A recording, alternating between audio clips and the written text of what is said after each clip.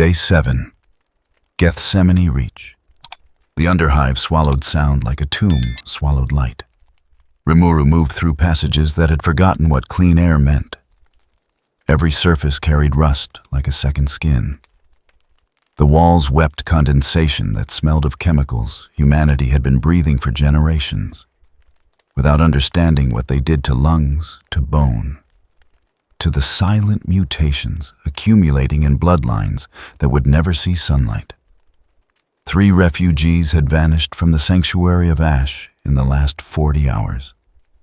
No bodies, no witnesses willing to speak, just absence where people used to be, and the weight of that absence pressing against everyone who remained. He had left Benimaru with strict instructions. Hold the perimeter. Do not escalate. If guard units approached, withdraw deeper into the ruins rather than engage. The orders felt inadequate even as he gave them, but they were all he had. In this universe, restraint registered as weakness, and weakness invited predation. The route Maris Corda provided led deeper than expected, past the levels where scavengers still operated, past the zones where gangs maintained territories through violence, down into sections where the hive had simply stopped pretending to be habitable, where darkness became absolute and the metal groaned with structural failure that would come eventually, inevitably, in decades or centuries, depending on fortune that no longer favored anyone. Great Sage's analysis overlay flickered across his perception. Temperature dropping, atmospheric composition shifting, trace radiation consistent with improperly shielded reactors 3 levels down. Probability of encountering hostile entities 73%. Probability of finding refugees alive declining. The numbers did not surprise him. Nothing in this universe surprised him anymore, except the depths to which survival could drive humanity, and how institutions built to protect became indistinguishable from the threats they claimed to fight.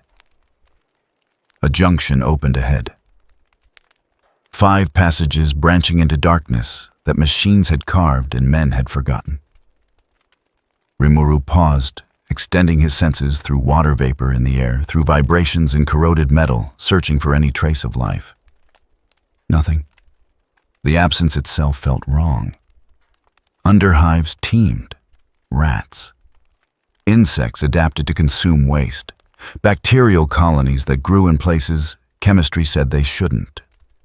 This section registered as sterile in ways that suggested deliberate cleansing rather than natural decay. He chose the central passage, not through analysis but through instinct developed across battles that rewarded pattern recognition over conscious thought. The corridor descended at an angle that would eventually intersect with deeper infrastructure, and something in the quality of silence ahead pulled at attention he couldn't justify. 200 meters in, he found the first body. A woman. Mid-30s by bone structure, though malnutrition made aging imprecise. She lay against the wall in a position that suggested she had sat down to rest and simply stopped. No visible wounds, no signs of struggle. Just the stillness of meat that no longer housed whatever spark made it more than raw material. Rimuru crouched beside her. The body was cold but not yet stiff. Hours dead. Maybe less. He reached out carefully, running analysis that would leave no trace of his presence, searching for toxins, for disease, for any conventional explanation. Nothing. Every system had simply ceased functioning simultaneously. Heart, lungs, brain, all stopped at the same instant with no physiological trigger Great Sage could identify. He straightened slowly. The woman's eyes were open, staring at something that wasn't there anymore, or had never been there to begin with. The passage continued into deeper darkness. Rimuru followed because turning back accomplished nothing, except abandoning whatever small chance remained that the other 2 refugees still lived. 50 meters further, the walls changed. The rust and decay gave way to surfaces that felt older. Not Imperial construction, but something that predated humanity's claim to this sector. Xenos architecture that the hive had been built over around sometimes through without understanding or caring what it violated. The silence here possessed structure. Not absence of sound, but active suppression, as if reality itself had been instructed to muffle vibration before it could propagate. His footsteps made no echo. His breathing created no resonance against the walls. Great Sage's warnings intensified. Environmental analysis inconclusive. Spatial metrics displaying anomalous readings. Recommend immediate withdrawal. Rimuru kept moving. The anomaly was why he came. Whatever force could kill without leaving traces, could make refugees vanish without witnesses, operated from somewhere in this direction. Finding its source meant understanding what threatened the sanctuary, and understanding meant having options beyond waiting for the next disappearance. The passage opened into a chamber that should not have existed, too large for the surrounding infrastructure to support. Too empty for any purpose Imperial efficiency would tolerate. The ceiling stretched upward beyond sight. The walls curved with mathematical precision that suggested deliberate design rather than structural necessity. And in the center, where geometry focused attention like a lens-focused light, stood a gateway. Not a door, not a portal in any conventional sense, just a space where reality admitted it was negotiable. Where the absolute laws governing matter and energy acknowledged exceptions if one knew how to ask properly. Rimuru approached slowly. Every instinct developed across worlds and battles screamed warnings his conscious mind didn't need translated. The gateway radiated wrongness. Not chaos corruption, not demonic taint. Something colder, more precise. Like mathematics that had learned to hate. Through the opening he saw the silent moon. The dead satellite hung in vacuum that looked too clean, too empty, as if even dust refused to approach. Its surface showed structures that might have been cities before whatever civilization built them decided existence was optional. And beneath those ruins, something waited with patience that measured time in epochs rather than heartbeats. Great Sage's analysis collapsed into error cascades. Unable to quantify energy signature, unable to establish threat parameters, unable to recommend appropriate response. All combat simulations terminate in insufficient data. Rimuru stood at the threshold and understood. The refugees hadn't been killed. They had been shown this gateway and made a choice. Walked through seeking escape from the underhive's slow death into something that promised structure, order, silence. The question was whether they found what they were looking for, or something that wore those promises like skin. Behind him, dozens of meters back through passages he had walked without noticing barriers activated. Not physical walls, but reality-hardening space, refusing to permit retreat. The route that brought him here would not allow departure. The trap had been patient. It waited until he moved deep enough that withdrawal became impossible, then closed around him with mechanical inevitability. Rimuru looked at the gateway, looked at the silent moon waiting beyond. Calculated probabilities that all led to the same conclusion. Forward was the only direction remaining. If this was where the refugees went, then following meant finding either salvation or truth. And at this point, he would accept whichever came first. He stepped through. The transition carried no sensation, no warped nausea, no dimensional instability, just the absolute certainty of being in one place, then being in another, with no subjective experience of the journey between. He stood in a corridor of alien design. The walls were smooth as glass and twice as cold. The air tasted of nothing.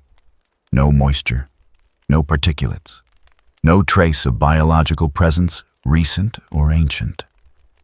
and ahead in the distance that might have been meters or kilometers, depending on how space chose to measure itself here, he sensed something that had been waiting a very long time for visitors who would trigger protocols designed before humanity learned to speak. The silent moon welcomed him with the courtesy of laws that operated regardless of who they destroyed. Day 7. Pax Veritatis, Observation Deck Gamma 7. Interrogator Lyra Morn watched the tactical display with hands that wanted to shake but were trained not to. The blue entity had entered the Silent Moon's operational radius 16 minutes ago. Every Auspex array the Inquisition possessed tracked its approach. Every sensor suite registered its presence. None of them could explain what it was. The Moon's defensive protocols should have activated. Ancient Xenos weapon systems that the Mechanicus had cataloged but never understood dormant for centuries, but theoretically functional. They remained silent, not destroyed, not disabled, simply choosing not to engage. Tech adept Casimir's mechadendrites twitched erratically as he processed data streams. The entity maintains constant velocity. No deceleration for terrain obstacles, no course corrections for structural barriers. It is being guided.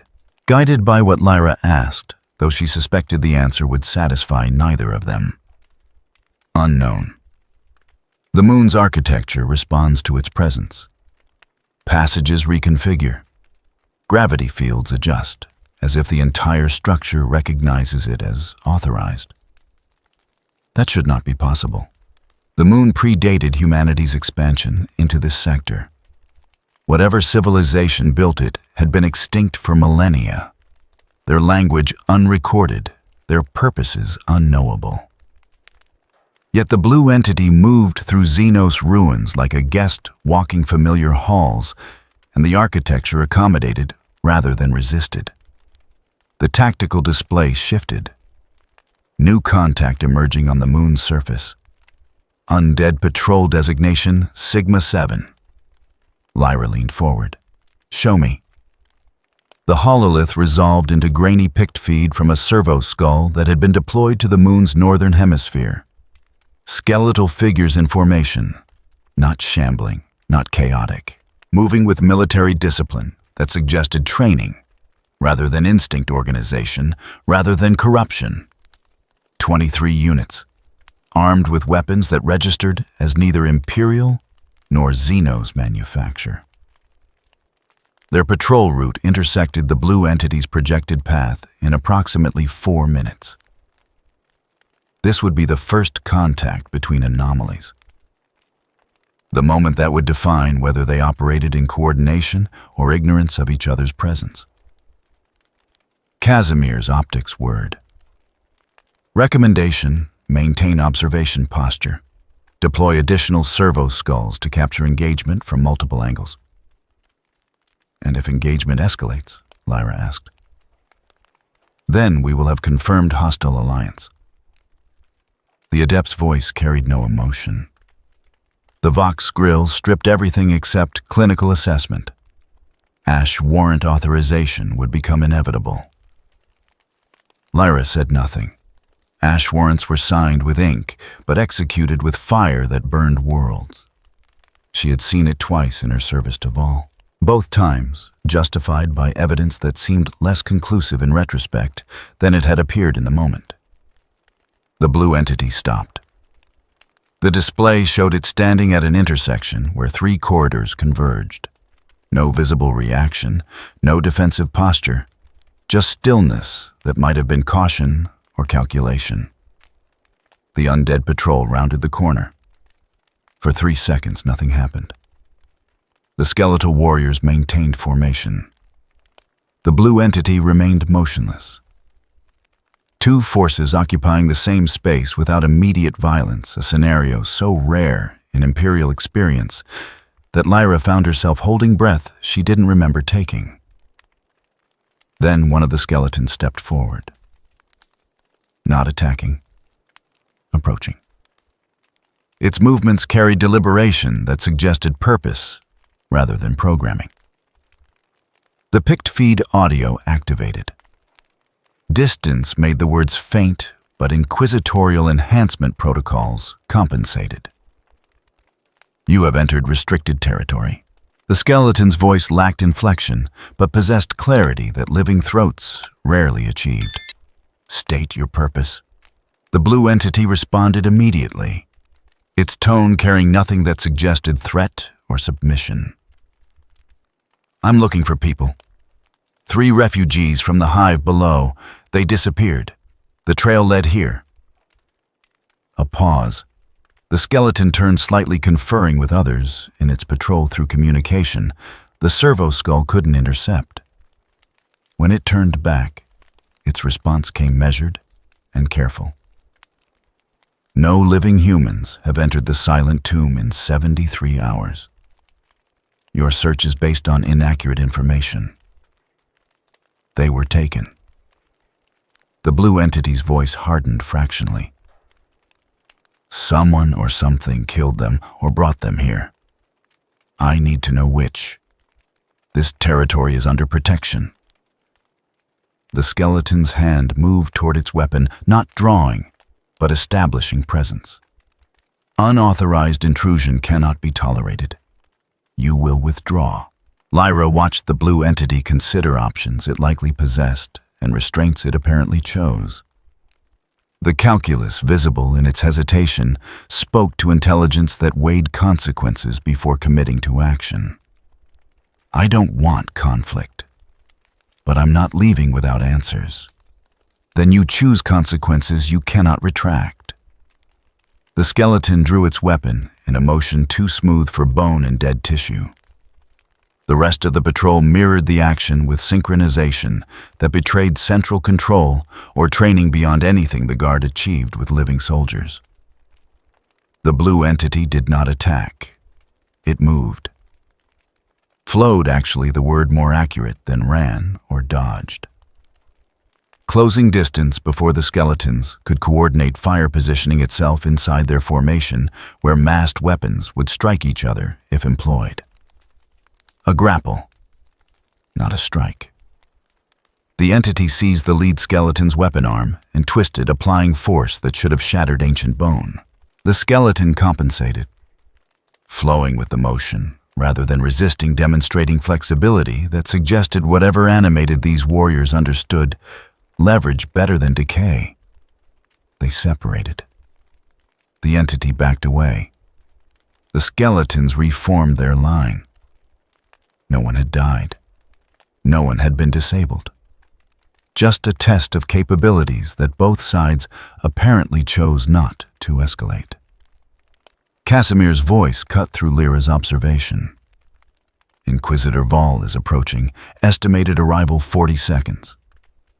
Lyra straightened, pushing away from the tactical display. The evidence she had just witnessed would inform Vaal's conclusions. She needed to frame it properly to emphasize the restraint both anomalies displayed, rather than the combat itself. The blast doors cycled open. Vaal entered with the certainty of a man who had never questioned his right to judge. His eyes went immediately to the hololith.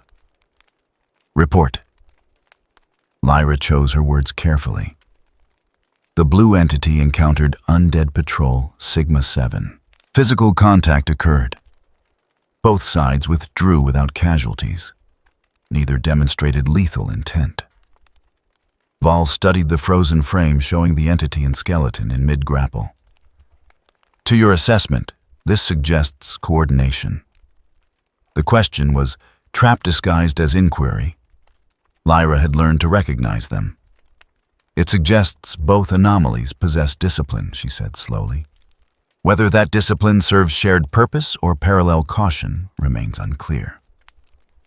Vaal's expression did not change, but his hand moved to the tactical display's interface. Bring up communication intercepts. All channels within the moon's operational area. Casimir complied. The display shifted, showing waveform analysis of Vox traffic data bursts, anything that might indicate coordination between the anomalies. For 17 seconds, the feed remained empty. Then a pulse registered, Not voice, not binary. Something between mathematics and language, a transmission that followed patterns no human protocol recognized. The source Val's voice carried the edge that preceded conclusions already reached. Undetermined. Casimir's mechadendrites moved rapidly across interface nodes. The frequency does not match either anomaly's signature. Origin point appears to be beneath the moon's surface. Depth indeterminate, a third variable. Val stepped closer to the display, his eyes narrowing. Or the hand that guides the other two. My Lord Lyra began, but Val raised one hand, cutting her off. I need a narrative the people will believe, he said quietly. I need a story that justifies what must be done. He turned from the display, his gaze settling on Lyra with a weight that felt physical. Begin drafting the preliminary ash warrant. I suspect we will not have the luxury of hesitation. The words hung in the recycled air like pronouncement of execution already carried out. Lyra felt them settle over her ash from a world that had not yet burned, but would inevitably, because someone decided the evidence demanded it. Behind Val, the tactical display showed the blue entity continuing deeper into the silent moon.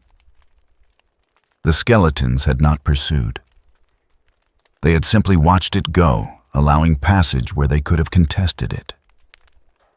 Restraint that would be cataloged as conspiracy. Mercy that would be judged as coordination. Two anomalies that chose not to kill each other, therefore confirming they served the same master. The logic was immaculate. The conclusion foregone. The death sentence already drafted, awaiting only signatures and coordinates. Lyra returned to her station and began writing the document that would condemn thousands for the crimes of being unknown and refusing to die on command. Day 7. The Silent Moon. Deep Interior, Section 9.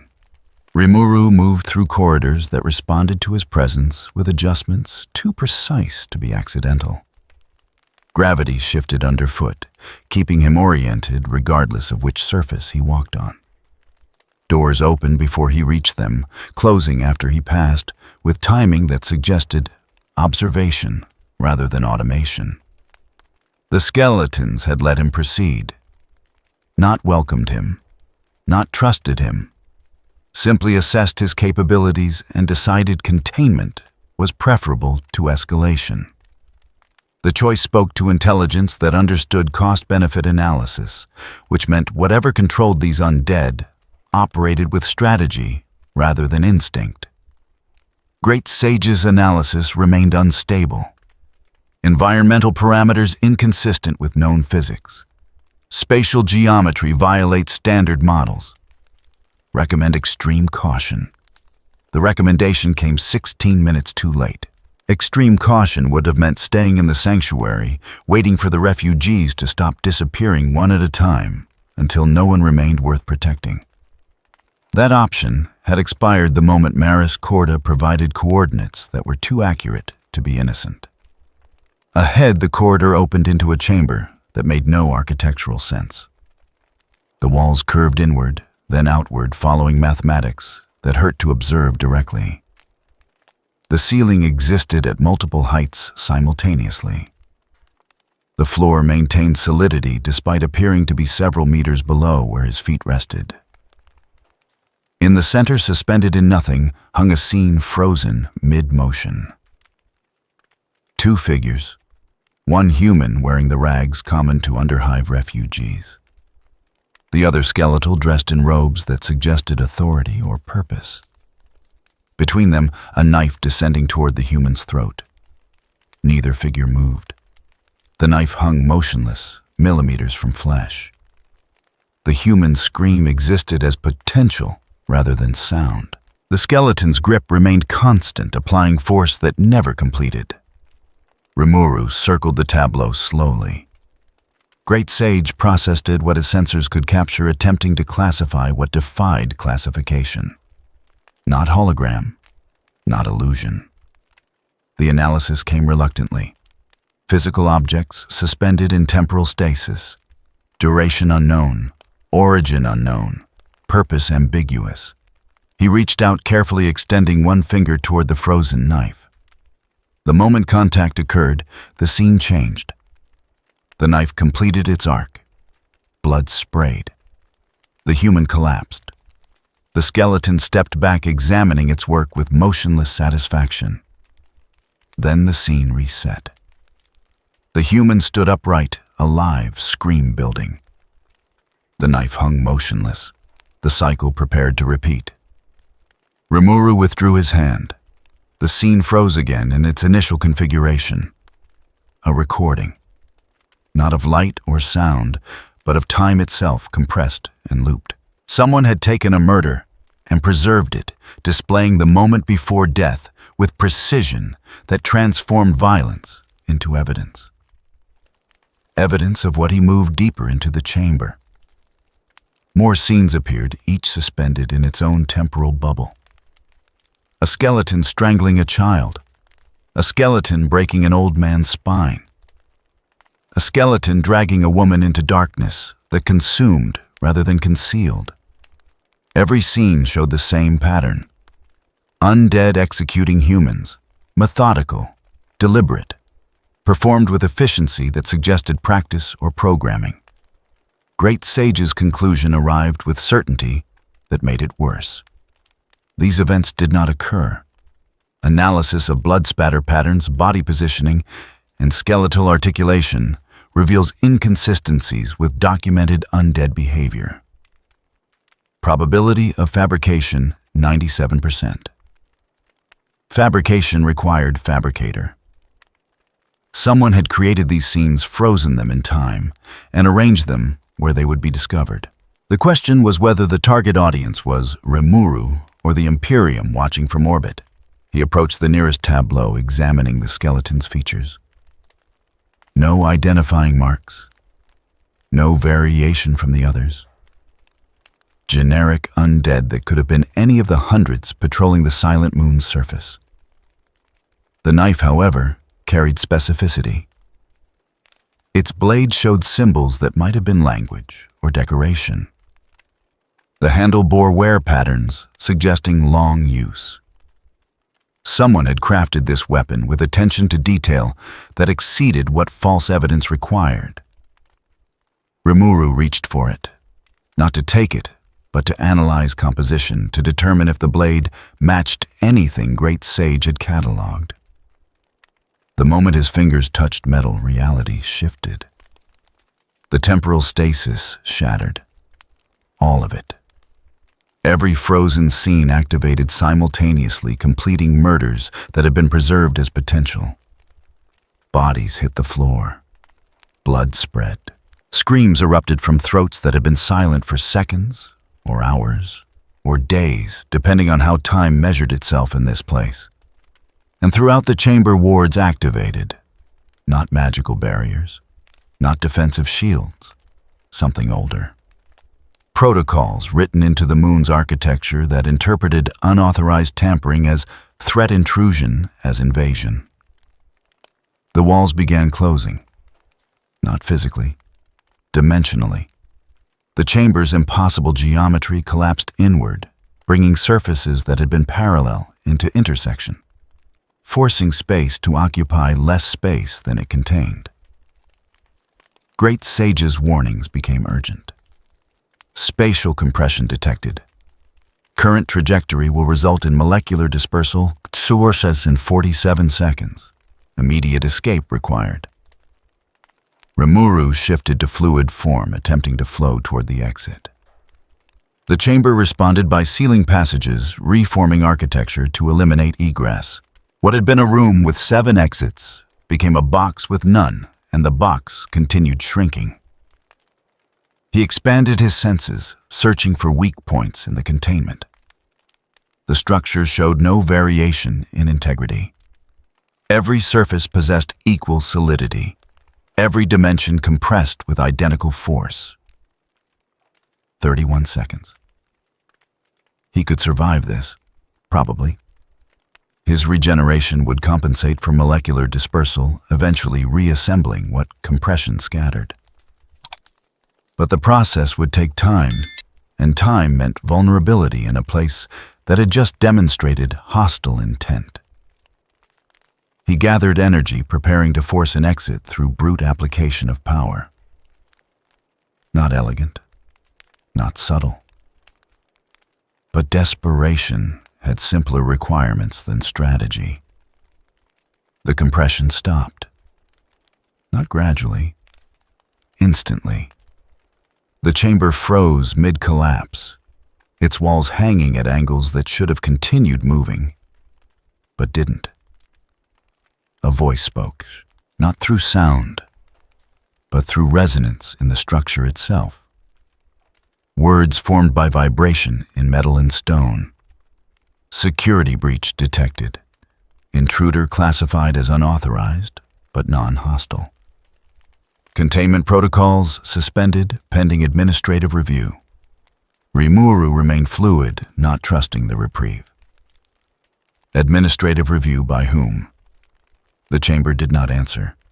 It simply began reconfiguring walls, sliding back to their original positions, exits, reforming where they had been sealed. The temporal tableaus remained shattered, their false evidence scattered across the floor in pieces too small to reassemble. Within 90 seconds, the chamber returned to its initial state. Empty except for debris and the lingering sense that something had been watching, judging and deciding whether to crush or release. Rimuru reformed, taking human shape again. He looked at the shattered scenes, understanding what they represented. Not documentation of crimes, not preservation of history. Bait, carefully constructed to provoke specific responses from specific targets, then trigger containment when those responses occurred. Someone had wanted him to touch the evidence. Had anticipated he would investigate rather than ignore. Had prepared the trap with knowledge of how he thought, how he acted, how his moral framework demanded engagement rather than withdrawal. The Imperium, watching from orbit, had just witnessed him trigger security protocols in a Xenos facility. Had seen him shatter what appeared to be evidence of undead atrocities. Had recorded him becoming in their calculus the obvious suspect for murders that never occurred. Great Sage's analysis confirmed what intuition already knew. Trap successful. Imperial observation assets recorded entire sequence. Probability that this event will be interpreted as hostile action 99%. Rimuru stood alone in a chamber that had almost killed him, surrounded by broken evidence of crimes he didn't commit, being judged by observers who had no reason to believe anything except what they saw. The trap had closed? Not with walls or weapons, but with perception and context, turning his investigation into confirmation of guilt that didn't exist, but would be recorded as absolute. Behind him, deeper in the silent moon, something waited with patience that measured success and consequences rather than casualties. Day 7, the silent moon. Junction Corridor Alpha Prime. Rimuru emerged from the containment chamber with understanding that arrived too late to matter. The false evidence had served its purpose. Whatever watched from orbit had seen him destroy what appeared to be documentation of murders, trigger security protocols in a Xenos facility, and survive containment that should have killed anything living. Innocent explanations existed. None of them would be believed. Great Sage's analysis confirmed the tactical situation had degraded beyond salvage. Imperial observation assets remain active. Probability of hostile interpretation absolute. Recommend immediate withdrawal to Sanctuary. Withdrawal required finding an exit the silent moon would permit. The architecture had demonstrated selective cooperation, allowing his entrance, but offering no guarantee of departure.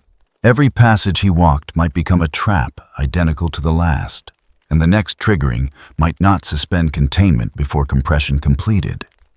He moved toward what sensors suggested was the surface. Not running, not showing panic that would register as guilt, just steady progress that might convince observers he possessed purpose rather than desperation. The corridor ahead terminated in a junction where 4 passages converged. Rimuru slowed, extending his senses through moisture in the air, searching for threats conventional or otherwise. He found both. Skeletal figures emerged from 3 passages simultaneously. Not patrol formations, combat deployment, 27 undead warriors arranged in overlapping fields of fire, positioned to eliminate targets rather than detain them. The lead skeleton stepped forward, different from the others, taller, robes that suggested rank or authority. Its empty sockets tracked Rimuru's movement with attention that transcended simple animation. "You have triggered security protocols," it stated. Flat effect that stripped accusation to pure observation. "Your presence is no longer classified as non-hostile. Submit to containment or face termination." Rimuru raised both hands, slowly palms outward. Universal gesture for non-aggression. That might mean nothing to Xenos constructs, but cost nothing to attempt. "I didn't come here to fight. I was investigating disappearances. The evidence was false. Someone planted it." The skeleton's skull tilted fractionally. "Analysis of your statement is irrelevant. You have breached restricted zones, destroyed preservation protocols, demonstrated capabilities that exceed acceptable risk thresholds. The classification is final." 27 weapons rose in perfect synchronization. Not crude las guns or stubbers, but devices that hummed with energy signatures Great Sage couldn't categorize. Whatever these weapons fired, they weren't designed for warning shots. "Wait." Rimuru's voice carried urgency without panic. "Someone is setting us both up, making it look like we're coordinating. If we fight now, we're giving them exactly what they want." The skeleton paused. 3 seconds that stretched into calculation, visible only through absence of immediate violence. Irrelevant, it concluded. "Your intentions do not alter your actions. Your actions do not alter our response. Security protocols do not negotiate." The weapons discharged. Rimuru moved before conscious thought completed shifting to fluid form as projectiles crossed the space where his body had been. Not bullets. Not energy beams. Something between matter and force particles that existed partially in multiple states simultaneously. They passed through empty air and struck the wall behind him. The metal didn't explode or melt. It ceased. Simply stopped being there, leaving perfectly circular voids where solid material had been moments before. He reformed behind the nearest skeleton, not attacking but positioning, using the construct's body as cover against weapons that eliminated rather than damaged. The skeleton reacted instantly, dropping its weapon and engaging in close combat with speed that defied dead tissue and ancient bone. Its strike came at angles that maximized force, while minimizing telegraphing technique that spoke to training beyond what animation typically achieved. Rimuru caught the skeleton's wrist, redirecting rather than blocking, attempting to immobilize without destroying. The construct adapted, flowing with the redirection and converting failed strike into grapple fingers, closing around Rimuru's arm with strength that would have crushed bone if bone was what it gripped. They separated by mutual agreement, neither gaining advantage, both recognizing stalemate when tactics achieved it. The other 26 skeletons held fire, unwilling to risk hitting their commander, professional discipline that wasted no ammunition on compromised angles. Rimuru released the skeleton's wrist at the same moment it released his arm. They stood 2 meters apart, combatants who had tested capabilities and found equilibrium. "You possess combat training," the skeleton observed. "Efficiency suggests experience beyond amateur capacity. This elevates your threat classification. I don't want elevated threat classification, Rimuru replied. Frustration bleeding through, despite attempts at control, I want to find out what happened to 3 people who trusted me to protect them. That's all. The skeleton remained motionless for 5 seconds. Processing information or receiving instructions from whatever intelligence controlled it, Rimuru couldn't determine which. Withdrawal is no longer permitted. It finally stated, "You will remain in containment until administrative authority determines final disposition." Before Rimuru could respond, the junction shuddered. Not structurally, dimensionally.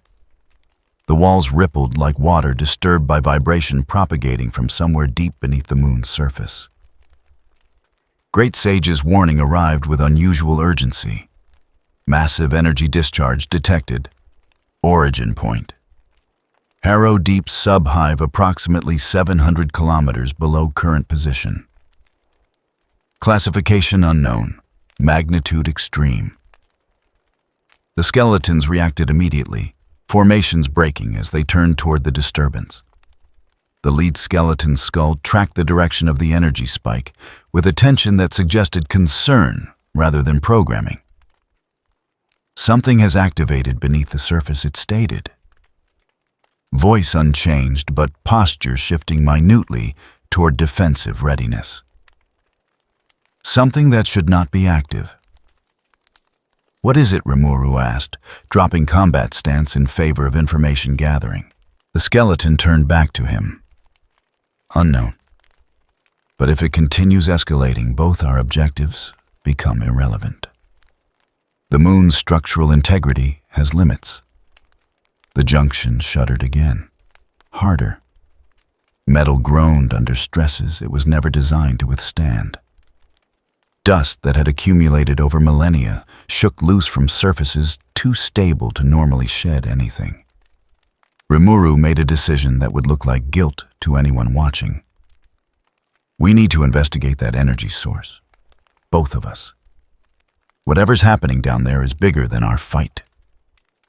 The skeleton stood motionless.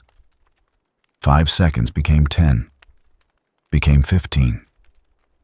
Whatever calculation occurred behind empty eye sockets took longer than simple threat assessment should require. Agreed, it finally stated. Temporary truce. You will accompany patrol to the disturbance source. Any deviation from designated route will result in immediate termination. No negotiation. Understood. The skeleton turned to its subordinates, vocalizing commands in a language that registered as ancient beyond Imperial records. The formation shifted, becoming escort rather than firing squad, though weapons remained ready and targeting solutions stayed locked.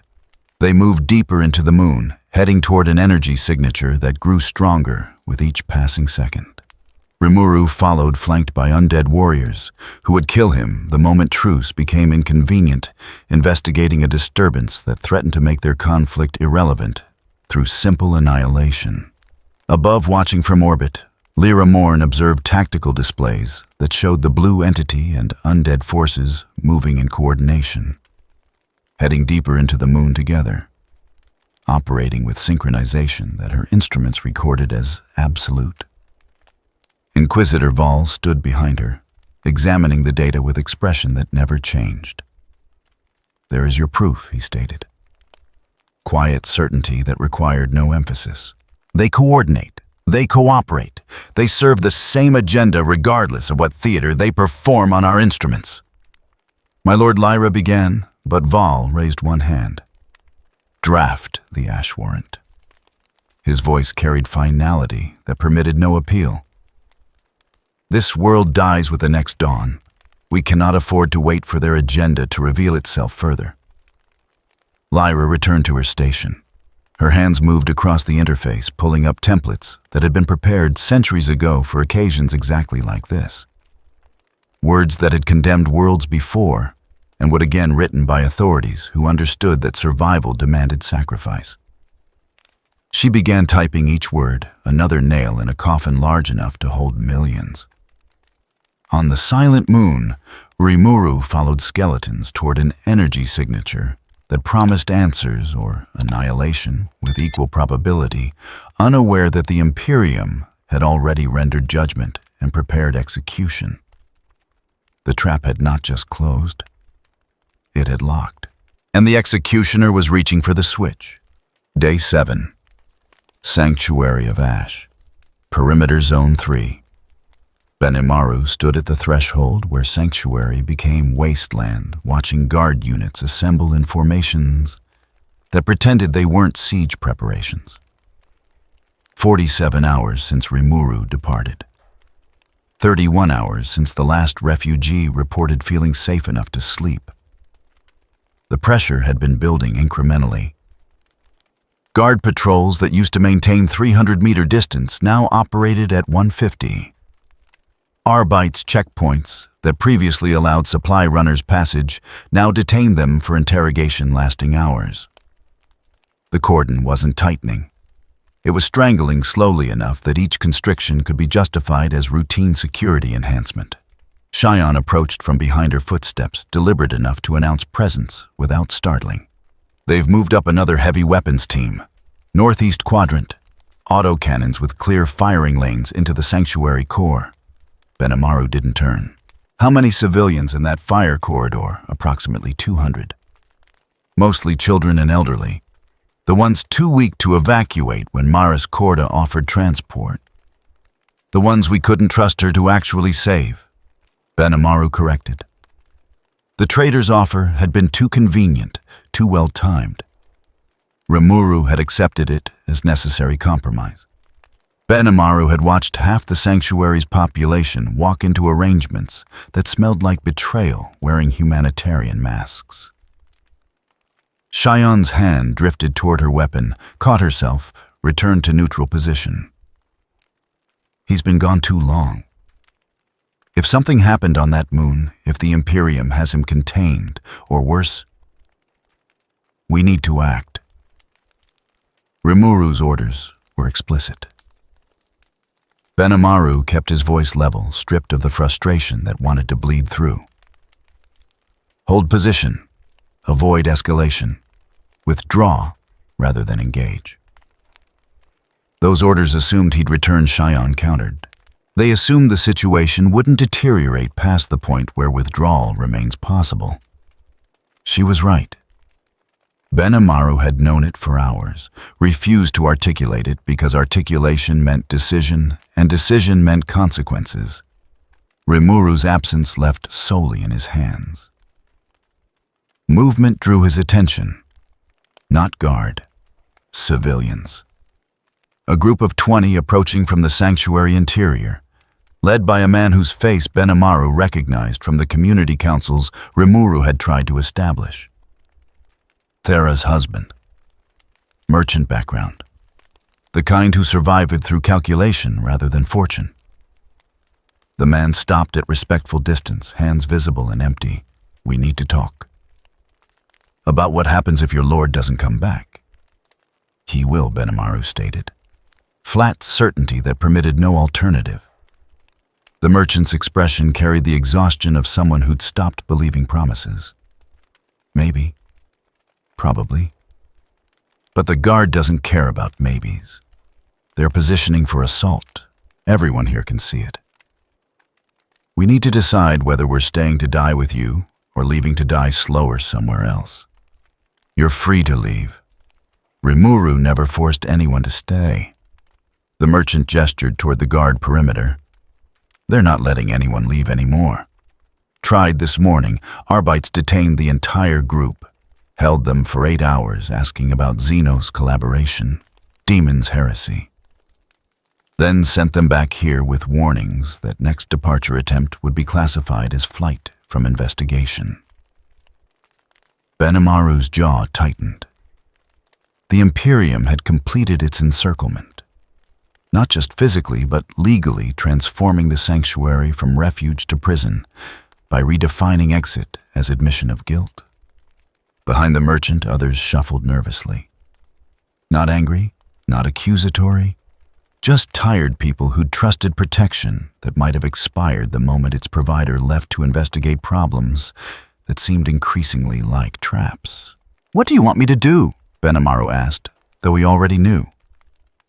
"Fight," the merchant said quietly. "If they're going to kill us anyway, make them pay for it. Show them we're not just sheep waiting for slaughter." The request carried weight beyond its words. Permission. Absolution, almost. The community asking him to become what Rimuru's restraint prevented to unleash violence that had been leashed since their arrival in this universe. Benimaru looked past the merchant toward the guard formations. He could kill them. All of them. Fire would consume their positions before they understood what attacked. Soon, the autocannons would melt. The Arbite's checkpoints would become crematoriums. He possessed the power, possessed the skill, possessed every tool necessary, except the one thing that mattered. Permission from the man who'd ordered him to hold. "If I fight Benimaru," said slowly, measuring each word, "the Imperium will classify it as Xenos aggression. They'll use it to justify whatever response they've already prepared. Orbital bombardment, virus bombs, exterminatus if they're feeling particularly thorough. Better to die fighting than starve in a cage," someone from the group called out. Others murmured agreement. "You won't die fighting," Benimaru corrected. "You'll die instantly when the first shell hits. I'll survive. Cheyenne will survive. We'll walk out of the ashes, and the Imperium will still be there, and they'll hunt us across this sector using your deaths as justification." Silence settled over the group, the kind that came when hope finished dying and only calculation remained. "Then what?" The merchant's voice carried genuine question rather than challenge. "We just wait here while they decide how to kill us?" Benimaru turned fully to face them. "We wait 72 hours. If Rimuru hasn't returned by then, I'll open an escape route. Not through the guard lines. Deeper. Into the underhive sections they don't patrol because they're too dangerous even for Arbites. That's suicide," someone protested. "The deep underhive is where the things that eat corpses go when they're still hungry." "Staying here is guaranteed death," Benimaru replied. "The underhive is only probable death. I'll take probable over certain." The merchant studied him for long seconds, reading sincerity or desperation, arriving at acceptance. 72 hours. After that, we follow your lead." The group dispersed, carrying their fragile hope back into a sanctuary that had become waiting room for execution, pending only schedule. Cheyenne moved to stand beside Benimaru, watching the guard formations. "You know he might not come back. Whatever's happening on that moon could have killed him, or trapped him, or turned him into something we won't recognize." "I know. And if that happens, if 72 hours pass and we're alone, then we get these people out. As many as possible. And after that," Benimaru paused, feeling the words form with certainty that had been building.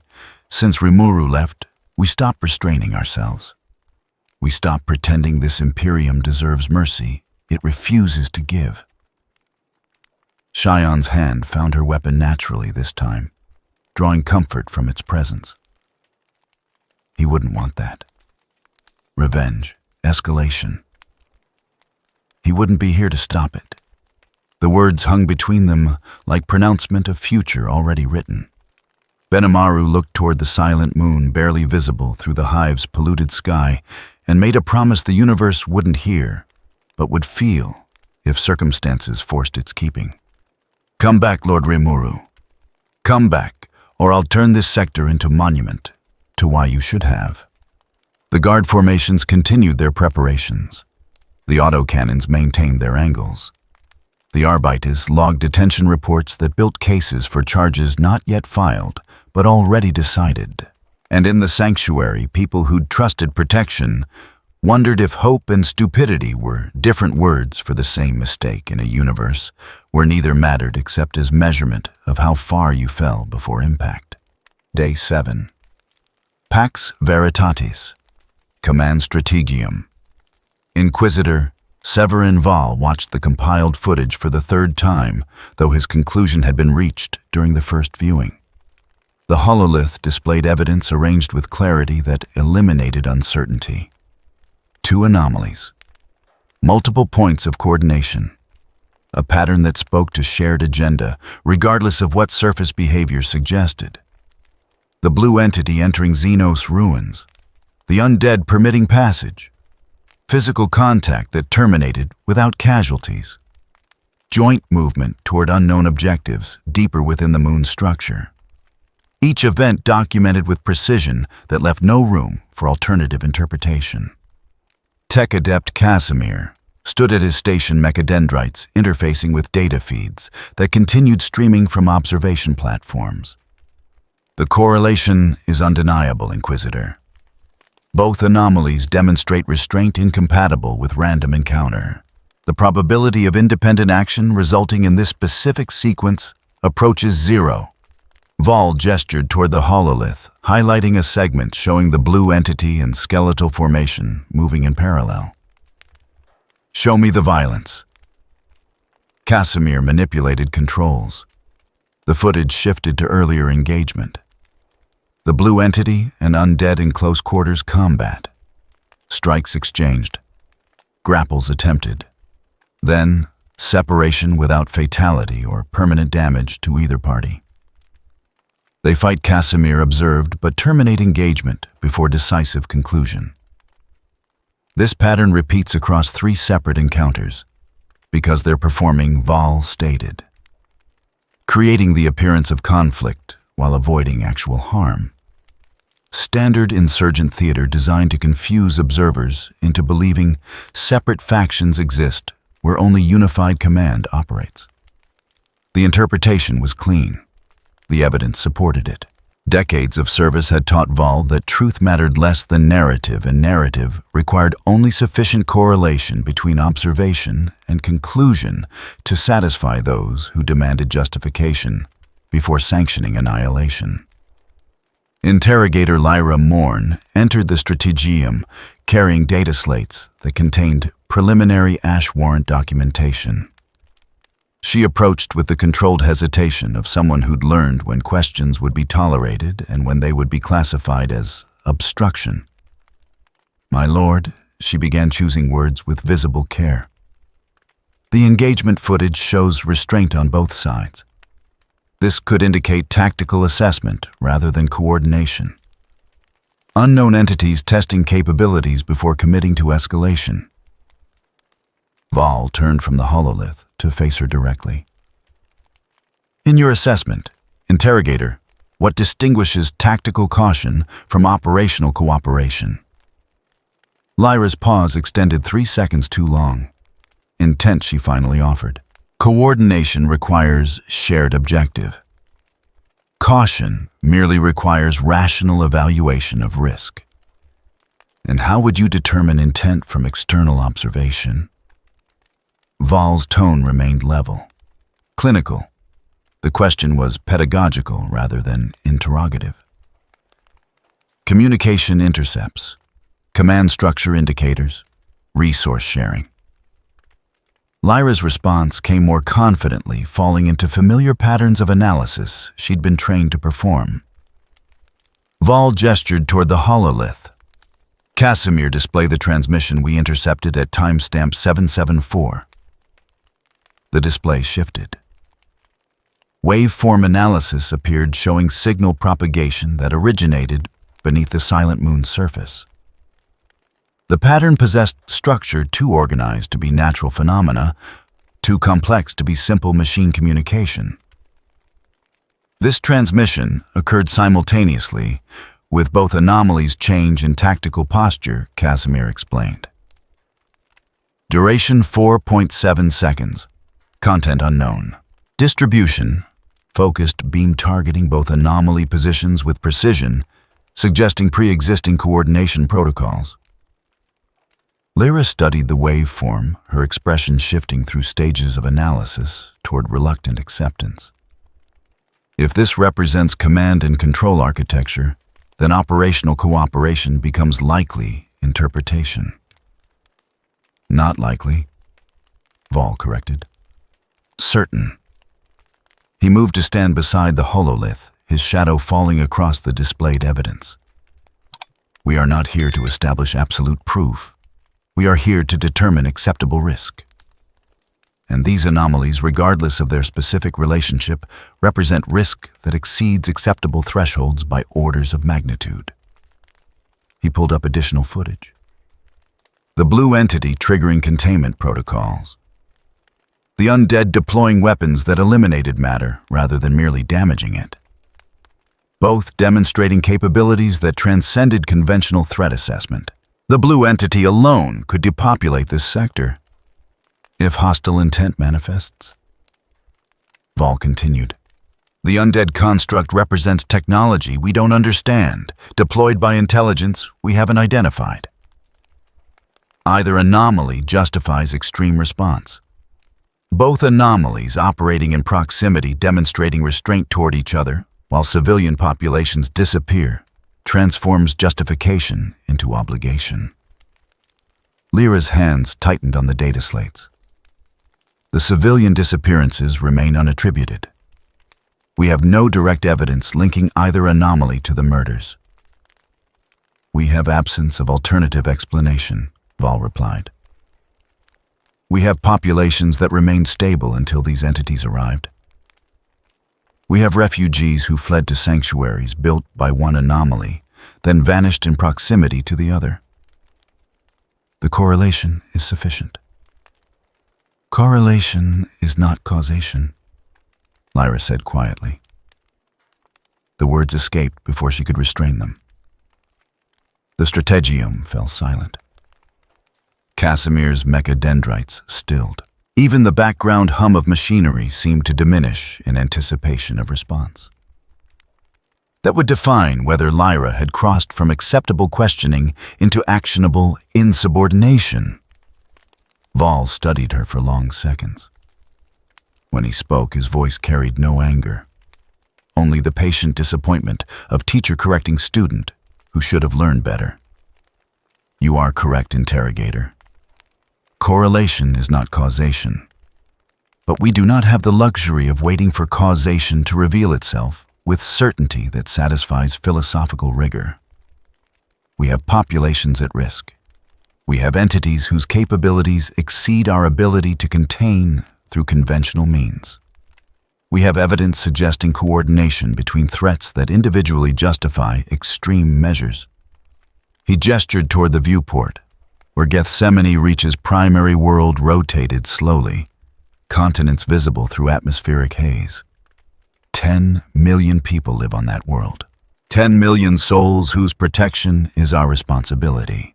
When I weigh their survival against the possibility that we have misinterpreted the intentions of two anomalies who demonstrate power beyond imperial standard, who operate in proximity, showing restraint that suggests either coordination or mutual assessment, whose presence correlates with civilian disappearances we cannot otherwise explain.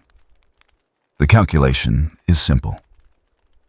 Vol moved to the command throne, settling into the seat from which he had ordered 6 previous exterminatus actions across his decades of service. Each time justified by evidence no stronger than what currently displayed. Each time executed without hesitation, because hesitation meant risk, and risk meant failure of duty that would haunt him less than false mercy. The ash warrant will be finalized within 6 hours, he stated. Grey Knights are en route. Estimated arrival, 14 hours. Upon their arrival, we will deploy them to the Silent Moon, with orders to terminate both anomalies. Simultaneously, guard forces will move on the Hive Sanctuary. All civilians will be detained for interrogation and classification. And if they resist, Lyra asked. Her voice had flattened, accepting the inevitable while documenting it for whatever record mattered to her conscience. Then resistance confirms guilt, and we respond accordingly. Vol pulled up tactical deployment plans that had been prepared days ago, waiting only for authorization to execute. The Guard has been positioned for assault operations since the anomalies were first detected. Arbites have established legal grounds for mass detention. The infrastructure is prepared. We require only final authorization, which you are providing, which I am required to provide. Vol met her eyes directly. This is not cruelty, interrogator. This is not vengeance. This is calculation. Two entities of unknown origin demonstrating capabilities that threaten Imperial sovereignty, operating with coordination that suggests unified command in a sector already destabilized by the Great Rift and lacking resources for prolonged investigation. He gestured toward the hololith one final time, toward footage that showed both anomalies alive and uncontained, their mere existence classified as threat requiring elimination. We do not have the luxury of perfect information.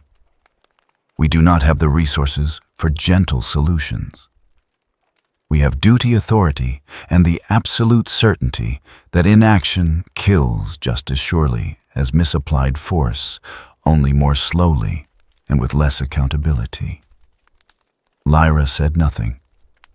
The data slates in her hands contained documentation she would complete regardless of personal assessment. The ash warrant would be signed. The Grey Knights would deploy. The Guard would assault the sanctuary. 10,000 decisions made by 10,000 individuals would culminate in outcome that could have been prevented by different choices made hours or days ago.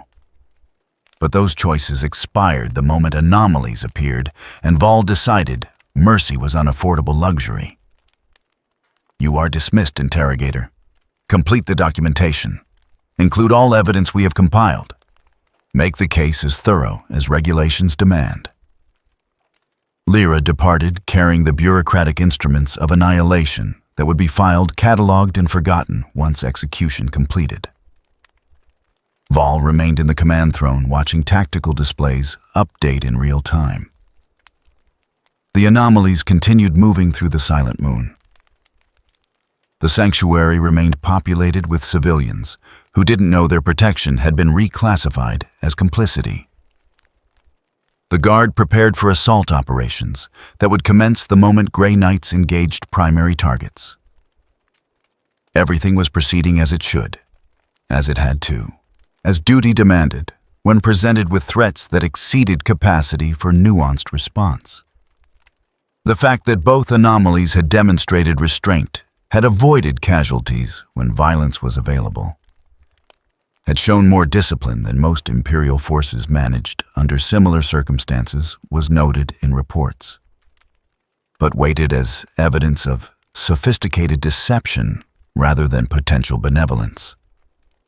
In Warhammer 40K, restraint was weakness or theater, never virtue, never strategy except in service of greater violence delayed for tactical advantage.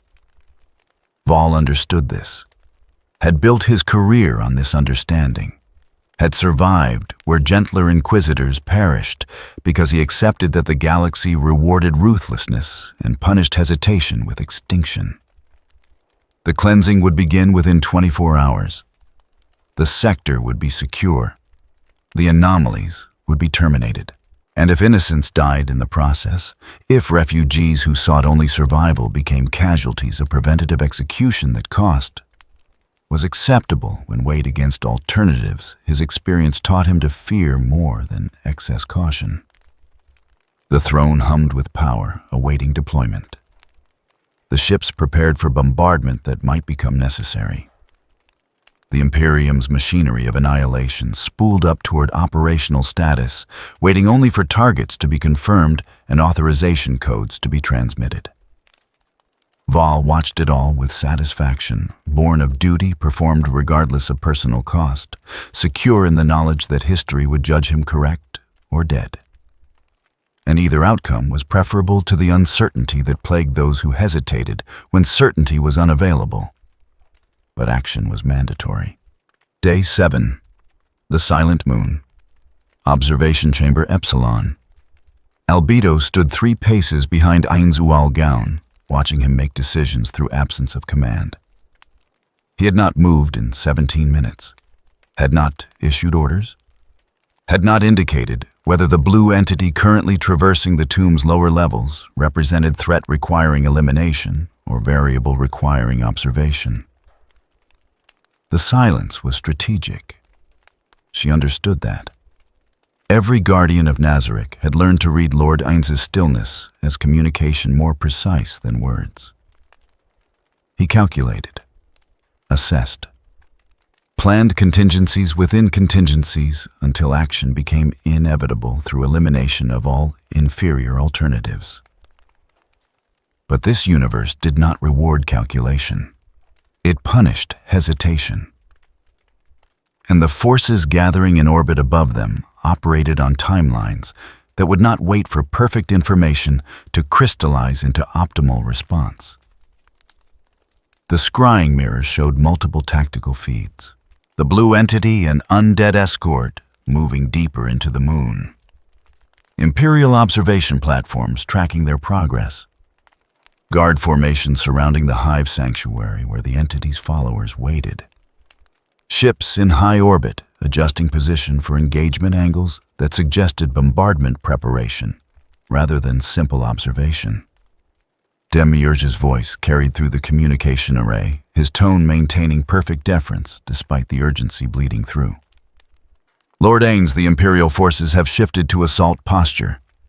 Estimation suggests attack commencement within 12 to 18 hours. Recommend we eliminate the blue entity and withdraw to prepared defensive positions. Ainz remained motionless. The suggestion was logical. The entity represented unknown variable that had drawn Imperial attention. Removing it might reduce threat assessment, might demonstrate non-coordination, might purchase time for diplomatic overtures or strategic withdrawal, or might trigger immediate retaliation, might confirm hostile intent, might transform observation into execution before Nazarick's defenses achieved optimal deployment. Albedo watched the feeds showing Imperial battleships.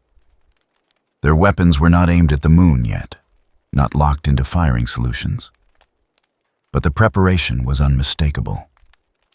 This Imperium operated with bureaucratic certainty that eliminated negotiation before it began.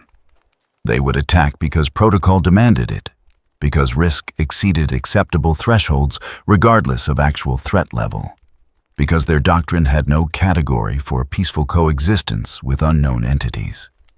"My lord," she said quietly, breaking protocol that normally demanded invitation before speaking. "The Imperium will not negotiate. Their power structure does not permit accommodation of threats they cannot comprehend or control. We are beyond the point where our actions influence their response." Ainz's skull turned fractionally. Acknowledgement without agreement. Continue. She chose words carefully assembling argument that would survive his analysis. The blue entity attempted communication with our forces, demonstrated restraint when violence was available, withdrew from confrontation when escalation was possible. These actions suggest intelligence that prioritizes survival over conquest. Therefore, we should ally with it. Ainz's voice carried no inflection. The question was genuine rather than rhetorical. Therefore, we should recognize that eliminating it accomplishes nothing except confirming Imperial assessment that we represent coordinated threat. If we kill the entity, they attack. If we protect it, they attack.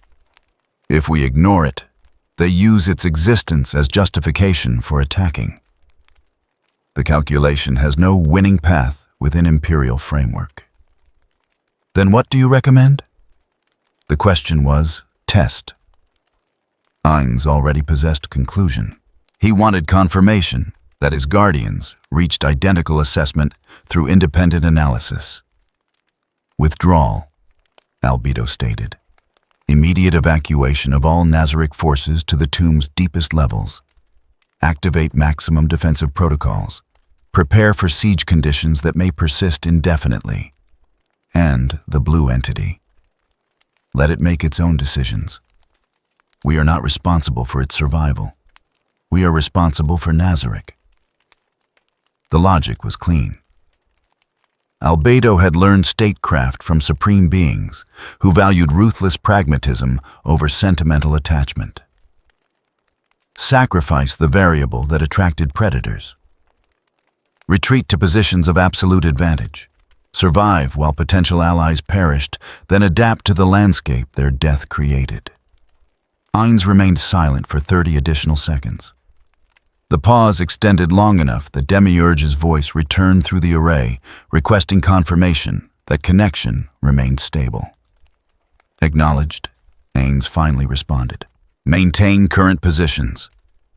Continue monitoring Imperial forces. Report any change in deployment status immediately. He turned from the scrying mirror to face Albedo directly. His empty eye sockets somehow conveyed weight despite lacking physical substance for expression. Your assessment is correct. We are not responsible for the blue entity's survival. But we are responsible for the consequences of allowing the Imperium to believe we are what they have decided we are. The distinction was subtle, critical. If Nazarick withdrew now, sealed itself in defensive positions, and allowed external forces to resolve conflicts without intervention, the Imperium would catalog that behavior as evidence of guilt. Entities that hid were entities that feared justified retribution. Innocence did not require fortification. If we fight alongside the entity, they classify us as coordinated threat. Ainz continued. If we fight against it, they classify us as rival factions requiring separate elimination. If we hide, they classify us as confirmed hostiles preparing ambush. The framework permits no interpretation except threat requiring maximum response. So we are trapped regardless of action. Albedo's statement carried no question, just acknowledgement of conclusions that led nowhere except conflict. We are trapped by their certainty, Ainz corrected. By doctrine that cannot accommodate the possibility that unknown entities might exist without hostile intent. By bureaucracy that measures risk as absolute rather than probabilistic.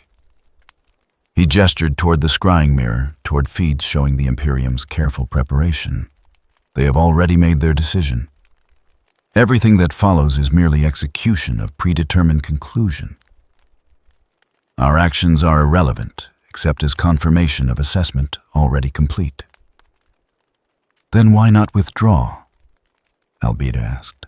Why remain exposed when exposure changes nothing? Because withdrawal confirms we understand their intent. Confirms we recognize the threat they represent.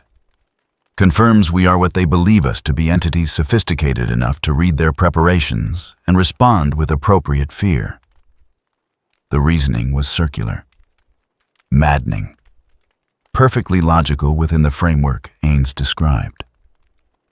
Any action they took would be interpreted through lens of suspicion that admitted no evidence of innocence. Nazarick could not prove benign intent to authority that had classified benign intent as impossible category.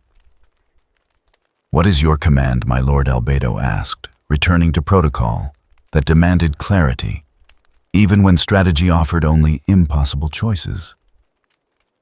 Ainz looked toward the scrying mirror one final time, studying Imperial formations that had moved beyond observation into preparation. We maintain current posture. We do not attack the blue entity. We do not withdraw to maximum defenses. We continue exactly as we have, because any change confirms their assessment and accelerates their timeline. And when they attack, then we defend.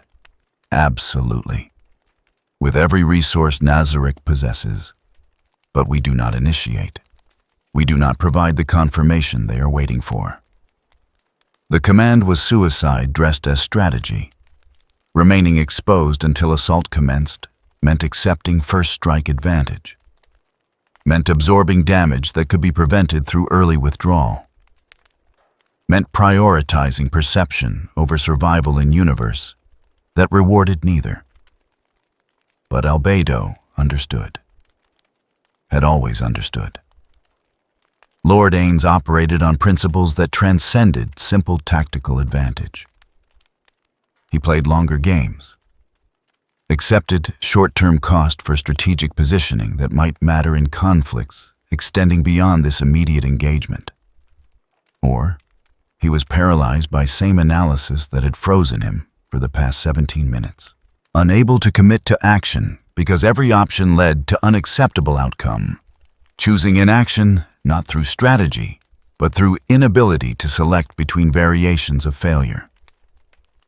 She would never voice that assessment, would never permit doubt to contaminate the absolute loyalty that defined her existence. But standing 3 paces behind him, watching him make no decision, while pretending decision was being made, Albedo experienced recognition that had no place in a guardian's mind. Lord Ainz could be correct in his analysis and still die, could make every optimal choice and still lose, could possess wisdom beyond her comprehension and still lead Nazarick into destruction, because this universe did not care about wisdom or correctness or any metric except survival. And survival was not achieved through careful calculation, but through being stronger than everything trying to kill you.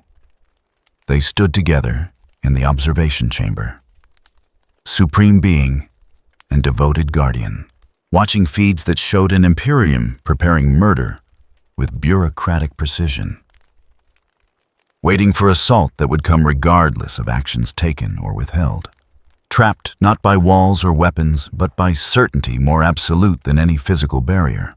And Albedo made a decision she would never speak aloud, would never commit to words that could be recorded or analyzed. If Lord Ainz's calculation failed, if his strategy of inaction led to his destruction, she would become what the Imperium feared, would unleash every horror Nazarick contained, would transform their justified paranoia into prophecy fulfilled through violence that made their worst assessments seem gentle in retrospect. Not as revenge, not as justice, simply as proof that some fears existed because they should, because the universe occasionally produced entities that justified every paranoid preparation and exceeded every nightmare used to rationalize preventative annihilation. She would burn this sector until nothing remained except monument to why killing Ainz Ooal had been civilization's final mistake. Day 8. Sanctuary of Ash. Distribution Checkpoint 7. Maris Corda stood at the threshold between zones, watching refugees make choices with information deliberately incomplete. To her left, the queue for guard custody. Clean, orderly. Promises of Imperial protection and proper documentation. To her right, the passage deeper into underhive sections where her contacts maintained routes the Arbites hadn't mapped yet. Neither option guaranteed survival.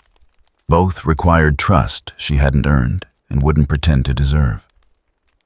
The sanctuary had degraded past sustainability in the 73 hours since Rimuru's departure. Food reserves depleted. Water filtration struggling against contaminants that accumulated faster than recycling could process. The population that remained numbered 217 souls, down from over 400 before Maris began offering evacuation. Some had accepted guard custody willingly. Others she'd guided through underhive routes to destinations she claimed were safe havens, but were actually holding facilities her network operated for profit and occasionally mercy, depending on which paid better. The distinction mattered less than the fact that people kept disappearing either way, and the sanctuary contracted around those too stubborn or too frightened to gamble on unknown alternatives. A woman approached, carrying a child too thin for his apparent age. The malnutrition was recent, weeks rather than months. evidence that even Rimuru's protection couldn't conjure food from infrastructure that had been failing long before his arrival. The guard promised rations, the woman said. Her voice carried exhaustion beyond physical depletion. Real food. Medical care for my son. Is it true Maris chose honesty because lies required energy she preferred to conserve? The guard will feed you, will provide medical evaluation. Whether they classify your son as salvageable or simply delay the inevitable depends on factors neither of us control. The woman's expression hardened. Not shock, not outrage, just confirmation of suspicions she'd been hoping to disprove. And your route? The one you charge for takes you to places where the Imperium doesn't ask questions because they prefer not knowing answers. You'll be invisible, unprotected, reliant on people who view you as commodity rather than citizen. But you'll be fed. And your son will receive treatment from medici who learned their trade treating injuries official hospitals refuse to acknowledge. How much? Everything you have. Plus favors I'll specify later. The woman looked toward the guard checkpoint, where soldiers processed refugees with efficiency that looked benevolent until you noticed how many entered processing and how few emerged with documentation, proving they'd been approved rather than detained for extended interrogation.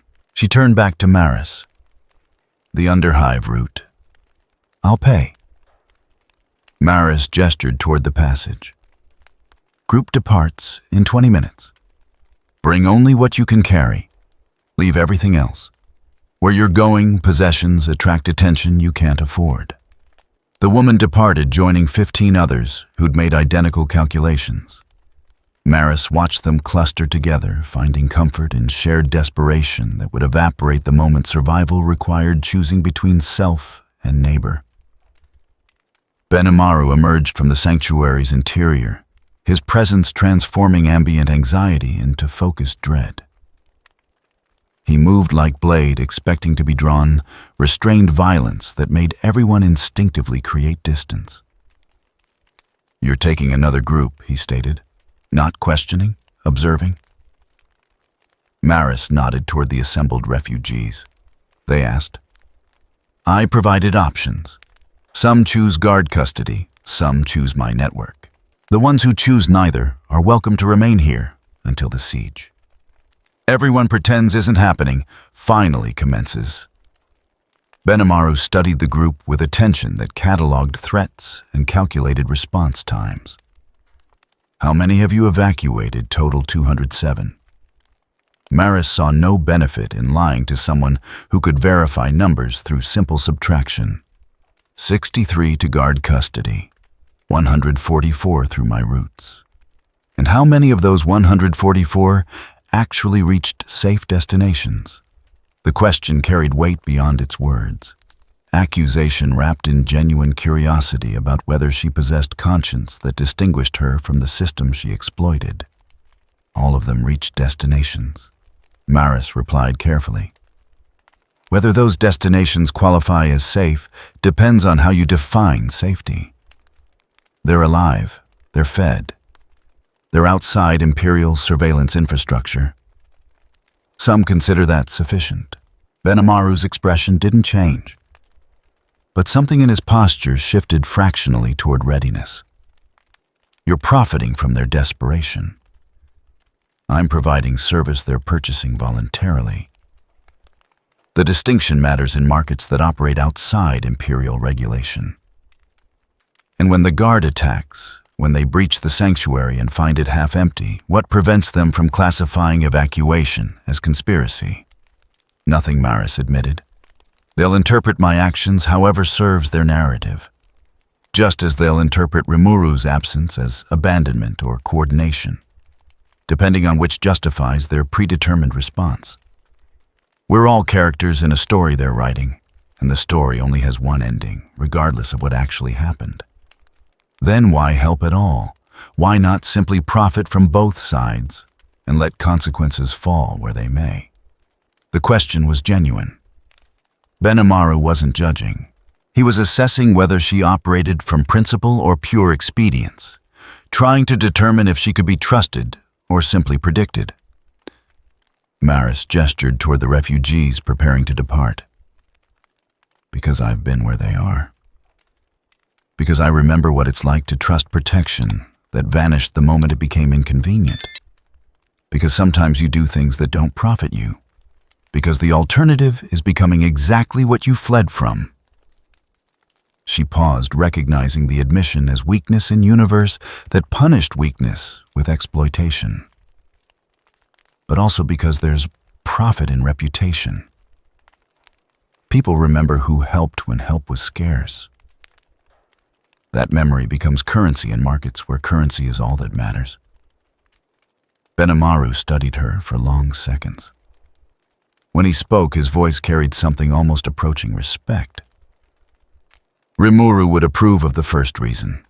I approve of the second. Neither changes what happens when the guard comes. Maris had prepared for this conversation, had rehearsed responses that would navigate between cooperation and self-preservation. The guard will breach within 12 hours. Maybe less if their timeline accelerates. When they do, I'll be gone. My network will be gone. Anyone who hasn't evacuated will face whatever judgment the Imperium has prepared, and you'll profit from the chaos. I'll survive it. There's difference between profit and survival, though the distinction becomes academic when both require leaving others behind. Benimaru turned toward the sanctuary interior, toward the 217 people who hadn't evacuated and likely never would. Some because they trusted Rimuru to return.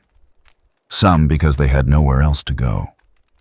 Some because surrendering to guard custody or Maris's network both felt like different forms of the same defeat. When the attack begins, get your people clear, he said quietly. I'm holding this position until Rimuru returns, or the 72-hour deadline expires. Anyone still here becomes part of whatever happens next. And if Rimuru doesn't return, then what happens next is not restraint. The words carried certainty that made the air itself feel heavier. The guard thinks they're preparing to pacify a refugee sanctuary. They're actually preparing to discover why Rimuru's presence was only thing preventing this sector from learning what happens when you threaten what we protect.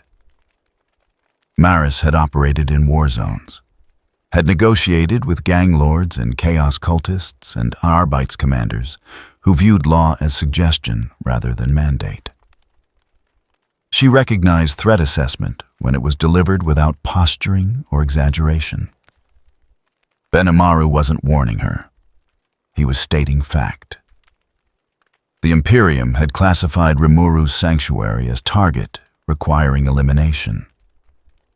They had calculated acceptable losses and prepared appropriate force. But their calculation assumed the blue entity was the primary threat, and his subordinates were simply dependents requiring pacification. They hadn't factored what happened when those subordinates stopped being restrained by orders to avoid escalation. I'll have my people clear within 6 hours, Maris said. The revised timeline wasn't generosity. It was survival instinct, recognizing when proximity to conflict zone exceeded any profit margin. Appreciated. Benimaru began to turn away, then paused. The woman with the sick child. Your network will actually treat him, yes. The Medicaid I'm sending them to is competent. Expensive, but competent. Good. Make sure she knows payment can be deferred if immediate resources are insufficient. Bill it to the Sanctuary of Ash. I'll settle the account when this is finished. The offer was insane. The sanctuary wouldn't exist to settle accounts once the guard breached. Benimaru had to know that, but he made the offer anyway, extending credit on behalf of entity that might be dead or captured or simply gone because the gesture mattered more than the practical impossibility of fulfillment. Maris nodded acknowledgement. watched Benimaru return to the sanctuary's interior, watched him disappear into shadows that would become battlefield within hours. She turned to her assembled group of refugees. 20 minutes had become 15. Time was compressing. The guard's timeline was accelerating. The carefully managed evacuation was degrading into evacuation that barely qualified as managed. Listen carefully, she told them, voice pitched to carry authority without volume. We're leaving now. Not in 15 minutes. Now. The situation has deteriorated faster than projected. Move quickly. Stay together. Ask no questions until we're 3 levels down and outside guard patrol range. They moved. Some with resignation, some with hope that looked increasingly like delusion.